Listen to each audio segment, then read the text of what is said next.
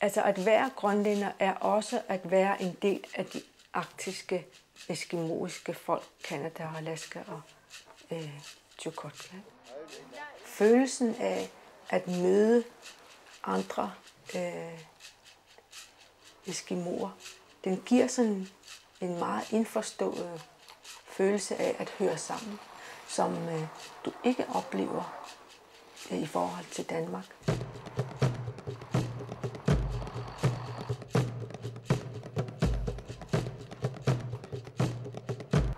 Vi har ikke givet os selv tid til at formulere, på hvilken måde vi ville bruge Grønlands hjemmestyre. Det bliver for kortsigtede ting. Det bliver sådan lapperier. Det, man bør skabe, det er nogle langsigtede politikker, det er nogle visioner.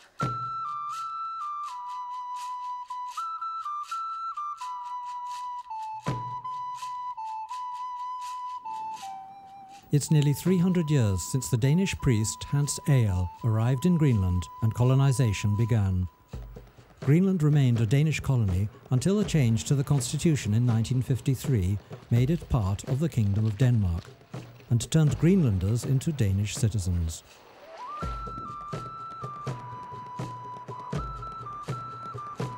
The growing desire for self-determination led to Home Rule in 1979. This partial autonomy means that the roughly 50,000 Greenlanders determine domestic policy, while foreign policy, defence and judicial matters are still determined in cooperation with the Danish government. Greenland receives an annual grant of about 2.5 billion Danish kroner. This grant makes up approximately 40% of Greenland's total revenue. Det er et meget kompliceret samfund, eller et meget sammensat samfund, forstået på den måde, at der er mange gode kræfter i gang, og der lige ved siden af også meget stor menneskelig nød, ikke? Som stiller store udfordringer til at skabe livskvalitet for så mange som muligt.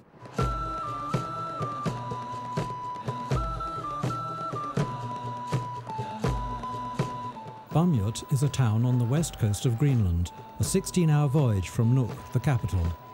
In the early 60s, nearly all the surrounding settlements were abolished. Their inhabitants were moved to Bumut. They were to create a large, modern fishing port. Velkommen alle sammen, og godmorgen. Jeg er glad for at se så mange møde op til åbningen. Herved erklærer jeg valget til kommunalbestyrelsen og menighedsrepræsentationen i Bumut by for åben. Daganna, værsgo.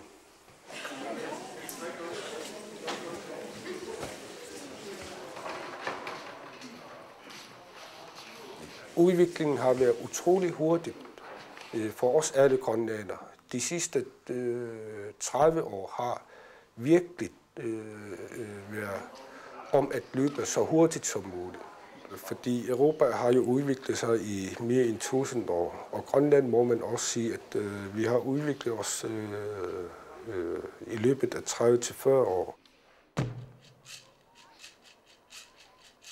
Bumut har været et meget hurtigt udviklende by, alene baseret på torskefiskeriet.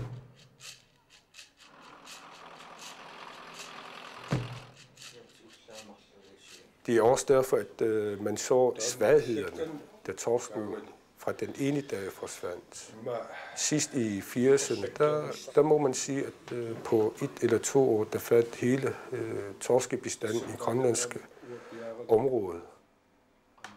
Da torsken forsvandt, der brugte vi måske 2 år til at vente på torsken, men samtidig med at tænke tingene igennem. På den måde, der har vi måske også set de forskellige svagheder, vi har.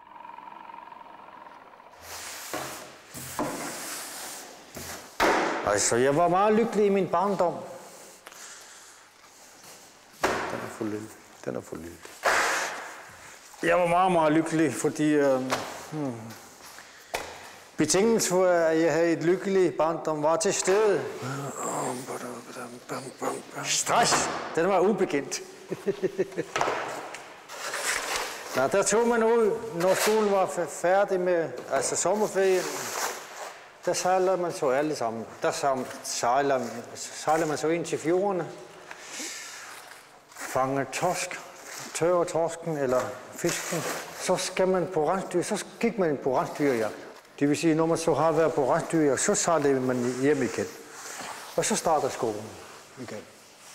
Det vil sige, hele sommerferien, der har man bragt ind i naturen.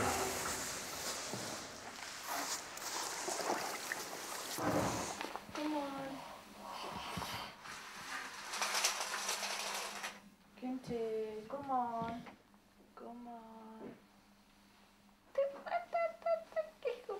Jeg er fra Bagmøn, og jeg har boet hele min barndom i Bagmøn, og har derfor tæt tilknytning til selve byen.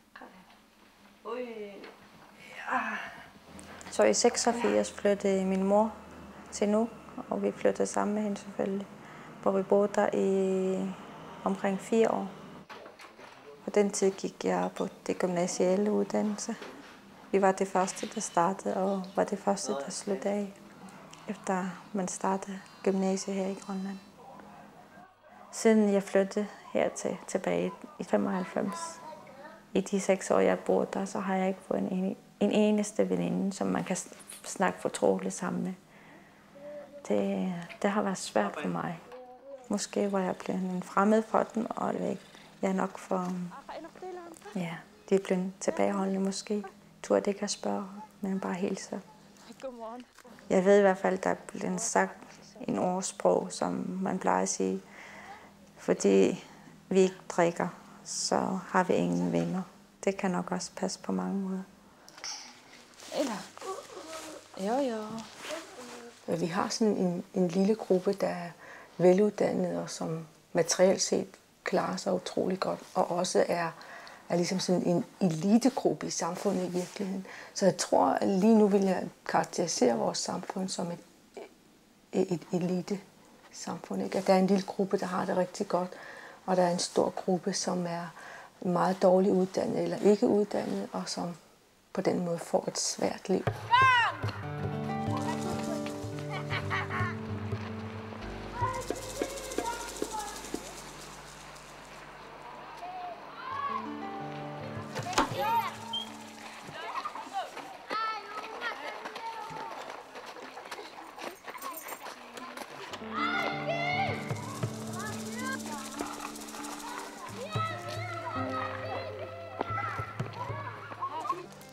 Alakoram taman silakangin. Atat tokokamman nalat si okimatsat pilussuga. Taol emma ilqarsan kalauppung syyllam imminoriarnissa. Eqqarsaatiin kalauppa. Silaaringin taan pisimagam.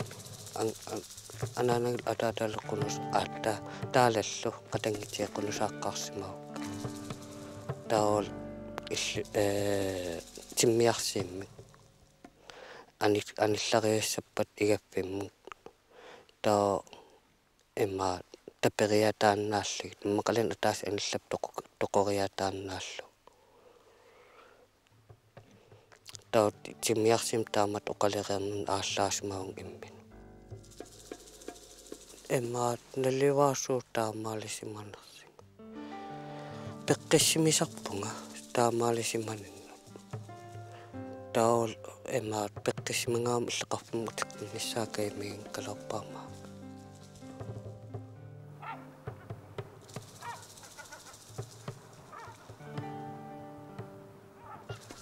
Vi bærer på nogle ting, som beror på rodløshed, fordi vi er blevet flyttet så meget rundt. Og fordi at vi skaber et samfund, hvortil vi ikke er kvalificeret. Fordi vi skaber et samfund, hvis administrative system, hvis økonomiske system kræver et personale, som ikke er os, men som er importeret dansk arbejdskraft. Af jurister og økonomer og lærere og sundhedspersonale, læger og alt muligt. Så vi har på en eller anden måde formået at skabe et samfund, som ikke er på vores egne betingelser. flot. Hvad det liv er, det liv er hvad landet kan give den.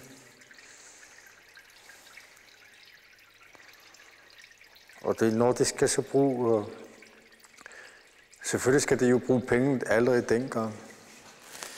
Men der tog de så ud og pilkede nogle torsk. Solgte dem ned på fabrikken. Jeg fik reddet penge for det. Og derfra kan jeg købe mel og kære og alt det. Levevilkårene er blevet så anderledes, så. Eller man vil have den der levestandard som europæerne, og det koster penge. Der går selvfølgelig tabt nogen. Går noget tabt, desværre. Sammenholdet og det med at kunne leve med det, man kan få ud af landets rigdom, den går jo også tabt. Fordi vi kan jo ikke alle sammen leve af det, som landet kan, eller naturen kan give os. For det er jo begrænset, desværre.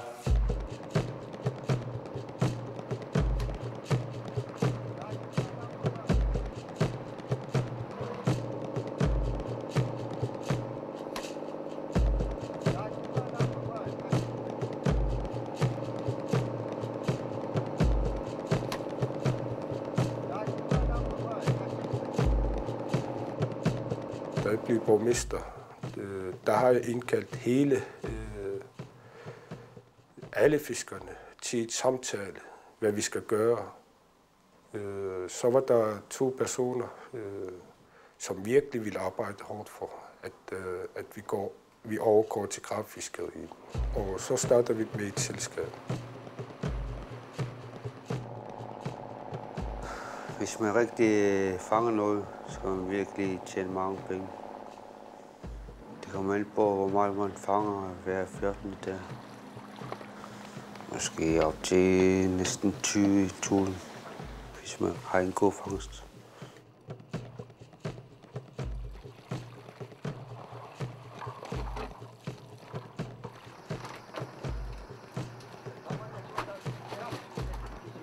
Det, jeg ved fra mit barndom, det er jo, at bademjølfiskerne, de er jo store fiskere.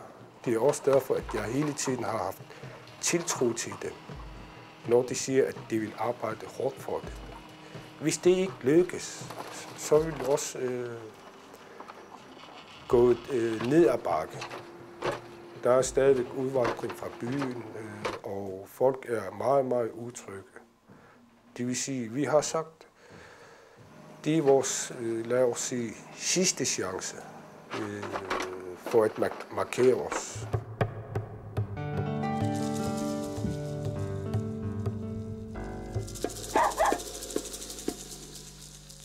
Vi har meget høj rate af selvmord. Vi har mange, der begår selvmord. De sidste par år har det været 1 om ugen. Og når vi er en lille befolkning, så er 52-60 selvmord om året. Det er mange.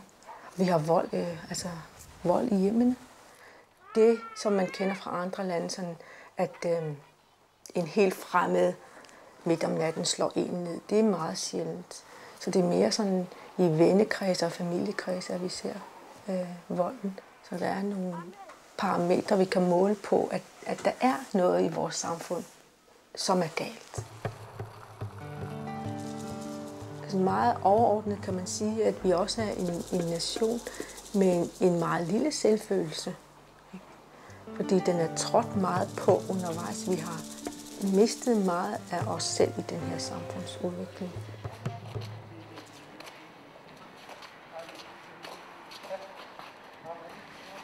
Den sammenhold, der var, der gik man jo fra familie til familie hver aften. Der kunne man ikke bare tænde fjernsyn, for fjernsyn var ubekendt dengang. Radioen var der. Men det der med grønlændernes rigdom, det er at kunne fortælle fra generation til generation. Den var jo i mine unge, altså barneår, hvor man sad helt musestille, når en begynder at fortælle. Ikke? Man så den der, man udtrykte det ikke ved at skrive, nej, man fortalte det. Og man bliver så fascineret, altså når det begynder at fortælle. Også fordi de er så gode til at fortælle. Altså, sådan var det jo. Sådan en gammel fangerkone, altså, man kunne blive betaget af fortælleren.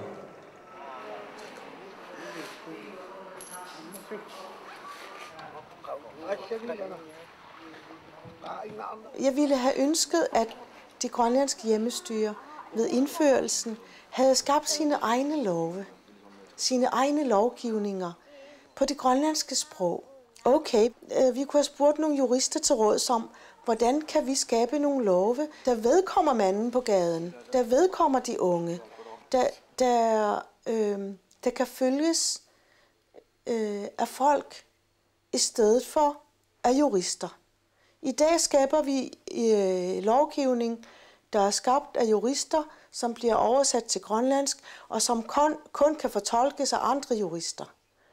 Vi må have fat i de folk, der har nogle visioner, og samles om dem, og så på basis af de visioner, der må man skabe en politik, hvor folk er med, og også selv bliver inputgivere til et godt samfund, til et godt liv. Der er store alkoholproblemer i flere familier, så rammer de jo børnene i sidste ende. Specielt i vores klasse er der 2-3 børn, som har det dårligt, som ødelægger klassen. Eller jeg kan fortælle en episode. Det var den sidste episode, vi havde med Ellen, hvor en af klassekammeraterne totalt gik amok. Hun blev kastet ned på gulvet og holdt om halsen på hende, så hun ikke kunne trække vejret. Og så i sidste øjeblik, ja, så begyndte klassekammeraterne at råbe, at det skulle stoppes. Det er sådan nogle episoder, som forekommer nogle gange. Man er klar over det som politiker og har sagt, at det her det skal stoppes.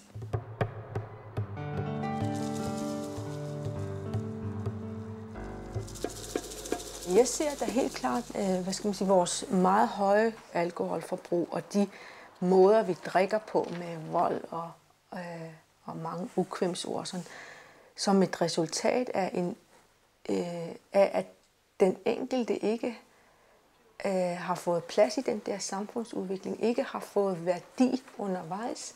Det er resultat af en udvikling, og nogen er kommet i klemme.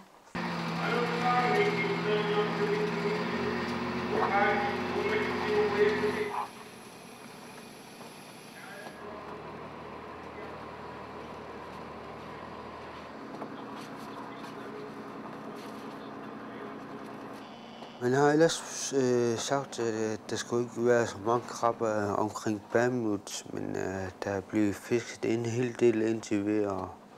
Og så vi fisker stadigvæk endnu, hvor der er masser af krabber endnu. Fordi når vi smider de små ud, så lever de endnu, og så bliver de større igen. Og jeg tror, det bliver et stykke tid endnu. Med hensyn til torskefiskeri, der har vi aldrig nogensinde fået svaret. Var det rovdriften, der gør, eller var det naturen, var det klimaet, der gør det? Den svar, den har vi ikke fået endnu.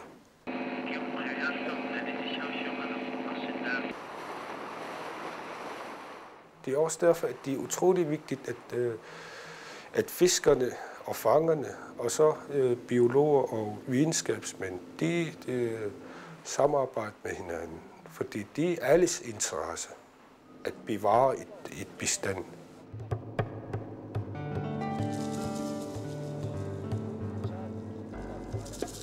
Men altså betingelserne for at kunne leve et liv, som vi åbenbart alle sammen, eller det største del af Grønlands befolkning ønsker, det er, at vi har et levestandard som for eksempel danskerne. Og hvis den skal opfyldes, så skal der jo penge i kassen.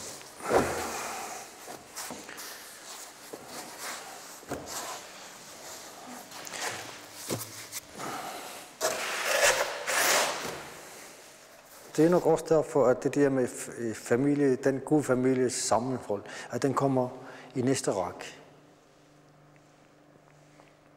Altså det koster noget, selvom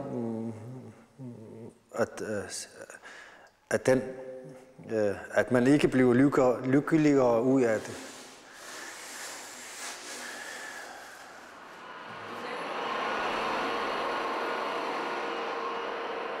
Carl Ludvigsen regularly visits schools and educational establishments in Bamjut to tell his story. He is an active member of a group that works to prevent suicide among teenagers and young adults. Imminojam simanen uanelivaasuna pissitaasimanerse. Immakan pissitaasimakkoqa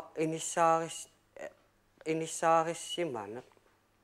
Sorlo paasitiniasortiungatiu paasitiniagaangamik atattagauna tiiterpik imminnaraanne ulikkaarlugu taa utsersulertarpoq imminissullisiiniassaan tiiterpa assersiitigalu imminussuliareqqaartariaqarpa taamaattim immin misiiamnu kissaqarling suliqataarusut nernut taat patsisaarpa astaan atorluarsinnaagitsi inuaqatiginnul paamammeunul taman ikke ammalortungorlut ikeqatigissinnaasi pilussuus susassaaqatigikkattam tamat assul ilawaqitaasimaqqaa'u uannuunnaang taam nunaqqatin imma ilawaqitaalaarsinnaasuum ayan ilawaqitaalaarsinnaagima naam nuannaaritigissak. Det er noget med at tage det liv på sig, som der nu er, og tage ansvaret på sig og sige, det var det, jeg skulle igennem. Det er det, vi har skulle igennem som en nation. Hvad kan vi så lære af det?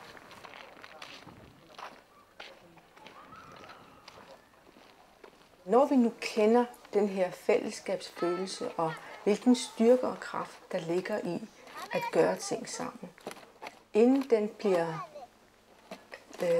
mistet, så skal vi holde fast i den. Og jeg tror meget på, fordi jeg har set styrken også i behandlingsarbejdet, når vi sætter folk sammen i grupper, ikke? At der vokser en kraft ud, som du ikke kan ligesom få til at gro andre steder, end at sætte folk sammen. Ikke?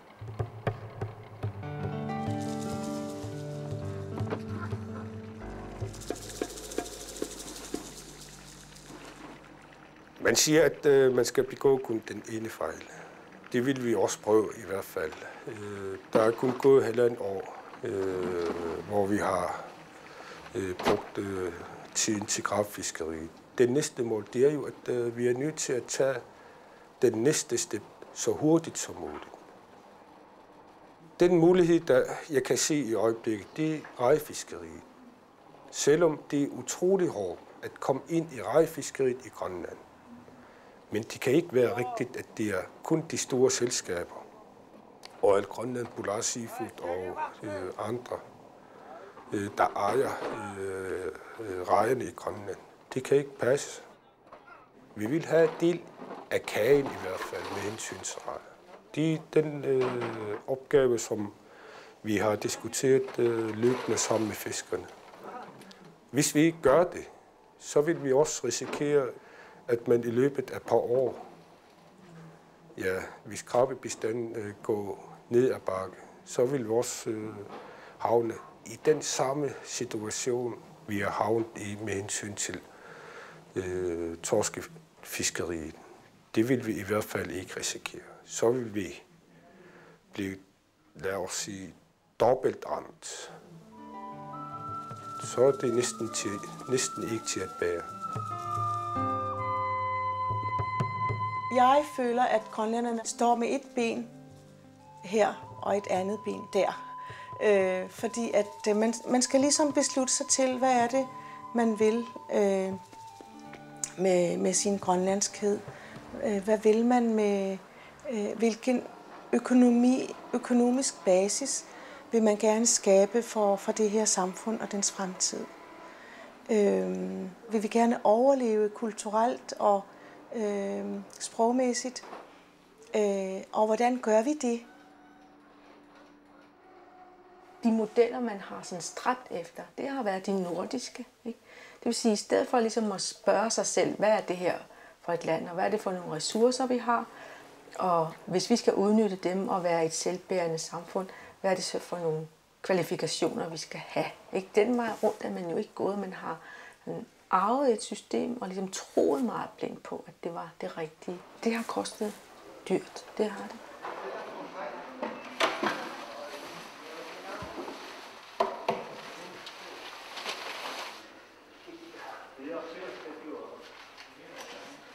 Niels Petersen 7.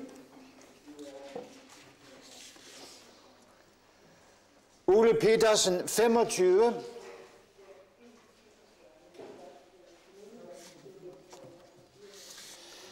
Regine Poulsen 34. Ja. Lars Sørensen 269. Det har vist sig, at vi har fået et fuld opbakning. Og folk har jo fulgt med, hvad der sker hele tiden. At der er udvikling i det her by. Og det er også derfor, at de har sagt, at vi skal fortsætte med vores styre. Det bliver en meget, meget spændende periode, fordi vi har jo oplevet opgangsperioder. Vi har set de forskellige svagheder, vi har. Og de svagheder, den skal vi i hvert fald styrke.